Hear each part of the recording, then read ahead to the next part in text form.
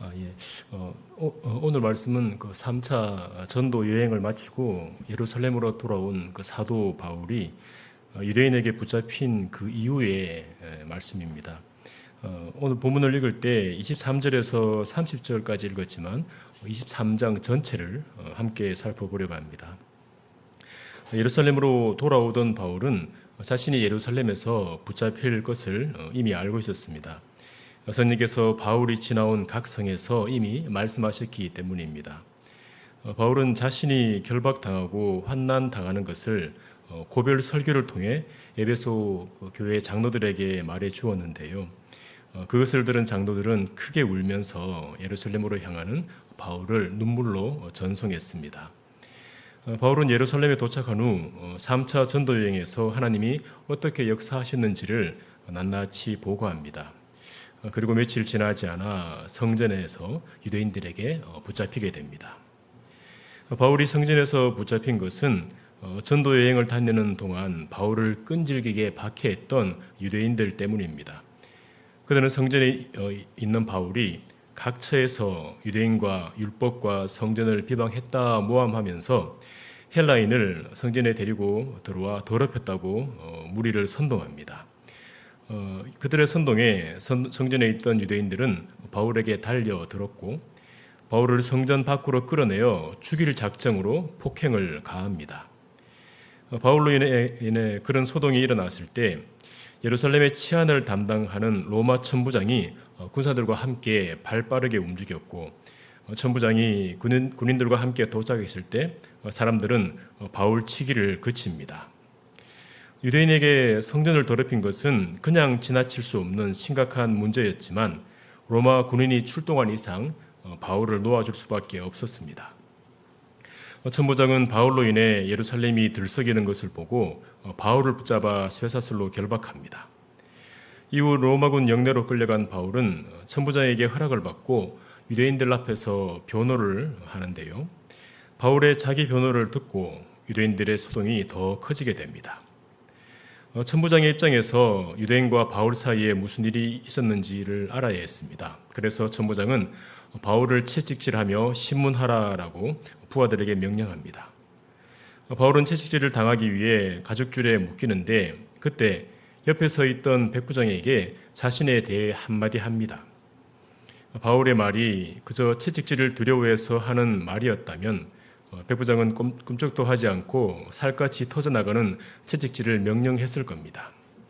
하지만 바울의 한마디는 백부장을 넘어서 천부장도 두렵게 하는 말이었습니다. 바울은 백부장에게 너희가 로마 시민 된 자를 죄를 정하지 아니하고 채찍질할 수 있느냐? 바울은 자기가 로마 시민권자임을 밝힌 것입니다. 많은 돈을 들여서 로마 시민권을 얻은 천부장 입장에서는 날 때부터 로마 시민권자인 바울을 결박한 것은 심각한 실수였습니다.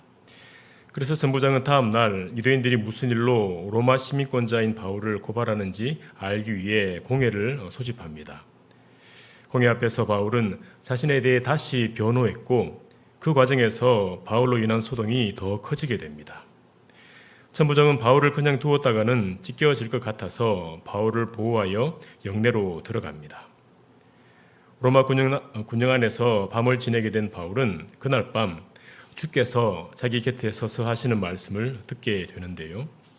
21장 11절 말씀입니다. 같이 읽겠습니다. 잠시만요.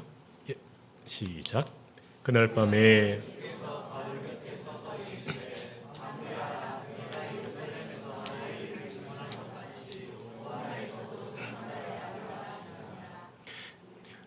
성령께서 말씀하신 대로 예루살렘에서 결박을 당하고 환난을 당한 후에 주님은 앞으로 바울이 해야 할 일을 친히 말씀하시며 용기를 주십니다.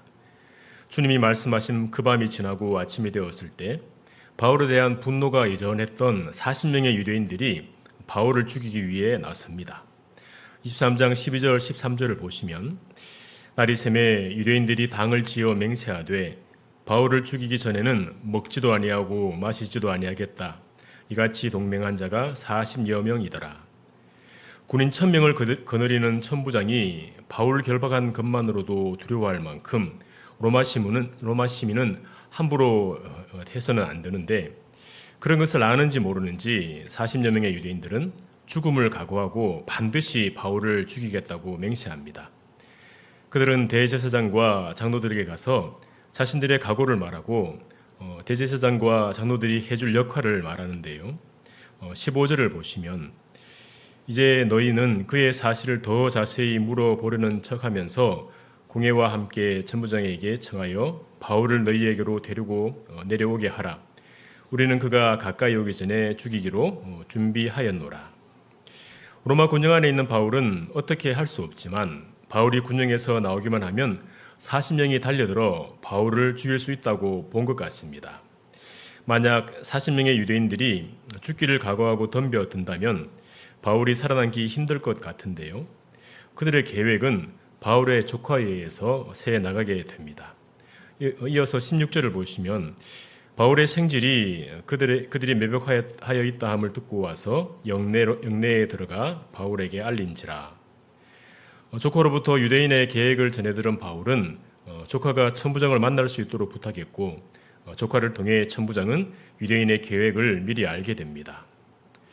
천부장은 로마 시민권자인 바울을 채찍질하려고 한 것이 알려질까 봐 두려워하고 있었습니다. 그래서인지 천부장은 바울의 안전에 대해서 과하다 싶을 만큼 힘을 씁니다. 23절, 24절을 보시면 백부장 둘을 불러 이르되 밤 제3시에 가이사라까지 갈 보병 200명과 기병 70명과 창병 200명을 준비하라 하고 또 바울을 태워 총독 벨릭스에게로 무사히 보내기 위하여 짐승을 준비하라 명하며 당시 로마에서 파견된 벨릭스 총독은 예루살렘이 아니라 가이사라에 머물고 있었는데 천부장은 재판권이 있는 총독에게 바울을 보내기로 합니다. 예루살렘과 가이사라는 약 100km 정도 떨어져 있었는데요. 그 거리는 대구에서 부산 정도 되는 거리라고 합니다. 천부장은 바울을 안전하게 이송하기 위해 보병 200명, 말을 타는 기병 70명, 창병 200명, 총 470명을 준비시키라 합니다.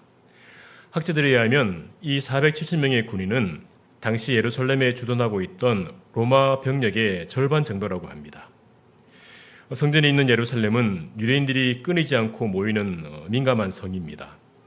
유대인의 3대 명절뿐만 아니라 하나님께 제물을 바치려는 사람들이 평소에도 예루살렘으로 모여들었습니다. 그런 예루살렘이면 유대인들이 로마에 대항하여 골기를 일으킬 가능성이 높아서 늘 치안에 신경을 써야 하는데 천부장은 군인 470명을 바울 한 사람을 위해 움직이려고 합니다. 군인들을 준비시키라고 명령한 천부장은 바울을 총독에게 무사히 보내기 위해 바울이 탈 짐승도 준비시킵니다. 시간이 지나 밤 9시가 되었을 때 천부장은 바울과 470명의 군인을 출발시키는데 그들 편에 총독에게 보내는 편지도 함께 보냅니다. 편지에 어떤 내용이 써여 있는지는 26절에서 30절에 나오는데요. 편지의 내용은 바울이 유대인에게 잡혀 죽게 된 것을 로마 사람인 것을 알고 구했다는 것, 바울이 유대인에게 고발당하는 것은 그들의 율법 문제일 뿐 죽이거나 결박할 사유가 없다는 것, 바울을 해치려는 관계가 있어서 총독에게 보내는 것이고 바울을 고발하는 사람들은 총독 앞에서 말하라고 조치했다는 것입니다. 천부장의 명령을 따라 출발한 470명의 군인과 바울은 안디바드리라는 곳에 도착합니다. 그리고 다음날 아침 위험한 지역을 벗어났다고 판단했는지 보병 200명과 창병 200명은 예루살렘으로 돌아가고 기병 70명이 바울과 함께 가이사라로 갑니다. 가이사라에 도착한 군인들은 바울을 총독 앞에 세우고 천부장의 편지를 전달하는데 편지를 읽은 총독은 바울이 어느 영지 사람인지를 묻고 예루살렘에서 고발하는 사람들이 올 때까지 헤롯 궁에 가두어둡니다. 바울이 자신을 반드시 죽이겠다는 유대인들에게서 벗어나 가이사르까지 오게 된 이 과정을 보면 한편의 영화 같습니다.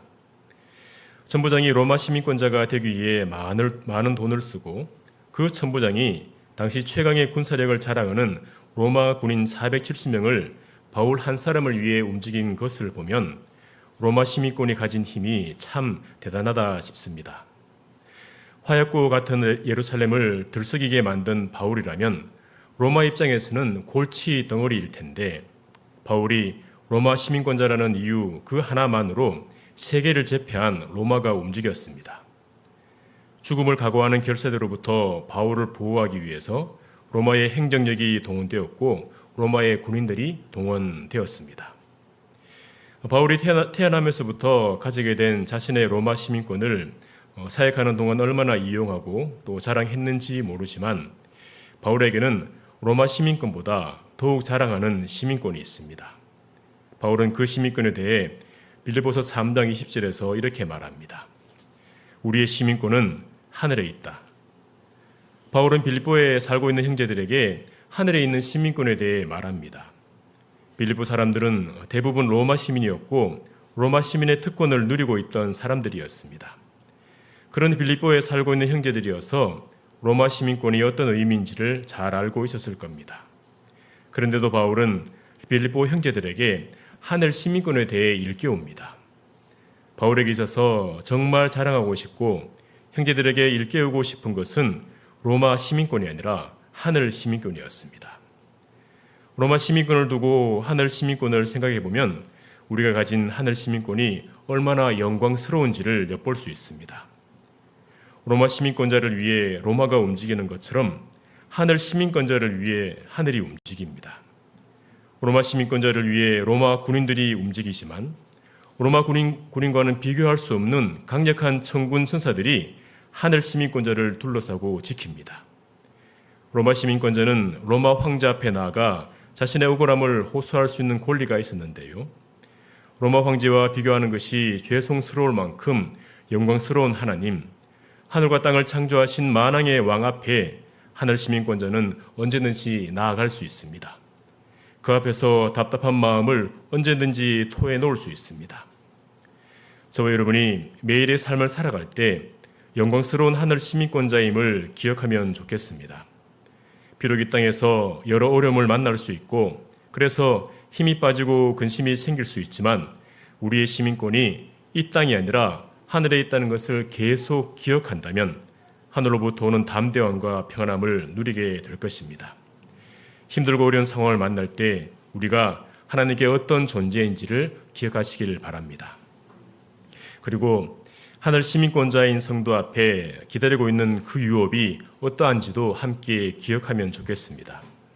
빌립보서 3장 20절 21절을 다시 보시면 그러나 우리의 시민권은 하늘에 있는지라 거기로부터 구원하는 자 곧 주 예수 그리스도를 기다리노니 그는 만물을 자기에게 복종하게 하실 수 있는 자의 역사로 우리의 낮은 몸을 자기 영광의 몸의 형체와 같이 변하게 하시리라.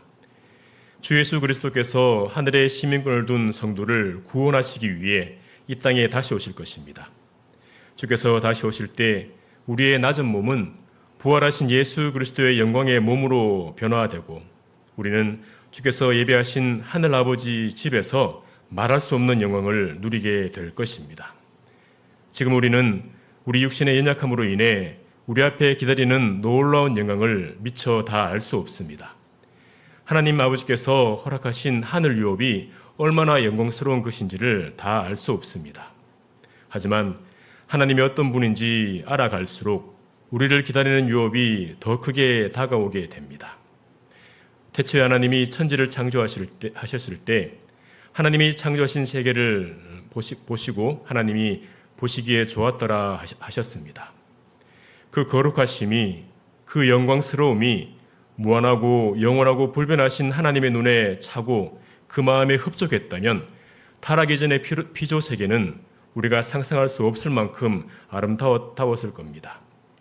하나님이 창조하신 이 땅의 피조 세계가 그렇게 아름다웠다면 하나님이 예수 그리스도의 피값으로 사신 자녀들에게 주실 하늘 유업은 얼마나 더 아름다울까요? 예수님은 십자가를 앞두시고 남겨질 제자들을 향해 근심하지 말라 하시면서 제자들이 거하게 될 한 아버지 집에 대해 말씀하셨습니다.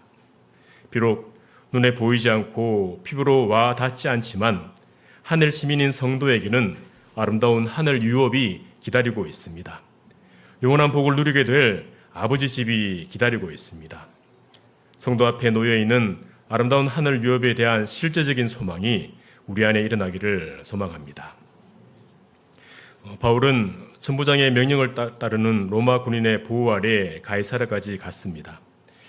바울이 예루살렘에서 가이사라로 옮겨진 것은 그를 보호하려는 천부장의 명령 때문이기도 하지만 그에 앞서 주께서 바울에게 하신 그 말씀이 성취된 것입니다. 바울이 예루살렘을 떠나기 전날 주님은 바울 곁에 서서 담대하라, 내가 예루살렘에서 나의 일을 증언한 것 같이 로마에서도 증언하여야 하리라 친히 말씀하셨습니다. 바울의 갈 길과 행할 바를 주께서 말씀해 주셨습니다. 주님께서 말씀하신 대로 바울의 삶을 이끄셨습니다. 비록 바울 곁에서 호위하는 로마 군인처럼 눈에 보이지 않고 귀에 들리지는 않지만 주님이 바울과 함께 하시며 말씀하신 대로 이끌고 계셨습니다. 바울을 보호하고 이끄신 주님은 하늘 시민권을 가진 저와 여러분과 함께 하시며 말씀을 통해 이끌고 계심을 믿습니다. 곁에서 호위하는 군인들이 눈에 보이고 감각으로 느껴지는 것처럼 연약한 우리에게는 주님의 함께 하심과 이끄심도 눈에 보이고 느껴지면 좋겠다 싶을 때가 있습니다. 하지만 주님은 우리의 눈에 보이지 않고 느껴지지 않아도 지금도 역사하고 계십니다. 말씀하신 대로 온전히 성취하시기 위해 세밀하게 일하고 계십니다. 보이지 않고 느껴지지 않을 때라도 주님이 말씀하신 대로 이루고 계심을 기억하시면 좋겠습니다. 풀은 마르고 꽃은 시드나 우리 하나님의 말씀은 영원히 서리라는 이사야서의 말씀이 있습니다. 실수가 없으신 하나님께서 말씀을 통해 성도의 걸음을 한 걸음 한 걸음 세밀하게 이끄신다는 것을 기억하시면서 나의 소견이 아니라 나의 감정이 아니라 영원하신 하나님 말씀을 잠잠히 따라가시는 우리 모두가 되기를 소망합니다.